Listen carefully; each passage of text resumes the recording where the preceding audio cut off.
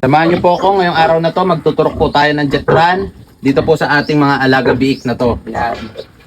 Pero bago po tayo gumawa ng procedure sa ating mga alaga, make sure po natin na malinis po ang ating mga kulungan at nakapag-disinfectant po. Lalo na guys, kung may gagawin tayong procedure na pagtuturok at yung paghihiwa ng mga kanilang balls, yung susugatan po natin. Make sure po natin yan na inaano po natin, yung ginagamitan po natin ng tamang disinfectant katulad po ng Envirolite hypochlorous acid.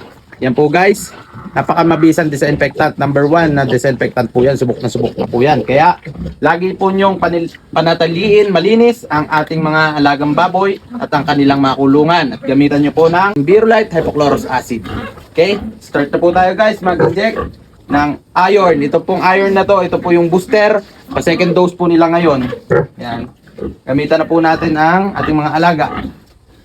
Kung makikita nyo guys, napakalalaki po ng ating beak, oh. Yan.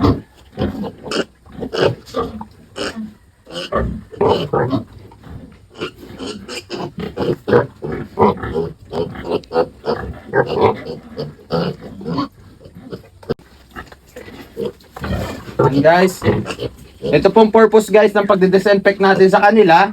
Tsaka ito pong pagbibigay ng iron para po manatili silang malusog at malayo sa sakit. Kaya po lagi natin ginagamitan sila ng Envirolite hypochlorous acid. Yan.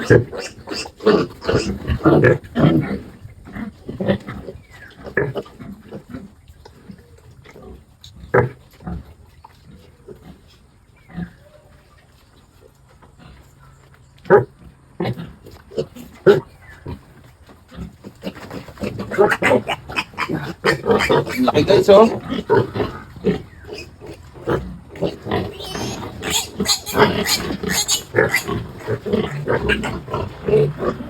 Ang lalaki po ng ating biik.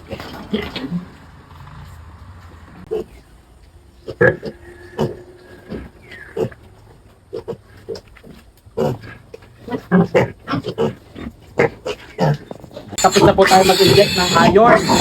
Ito po yung ating biik. Kitang-kita ang laki guys sa tamang pag-aalaga.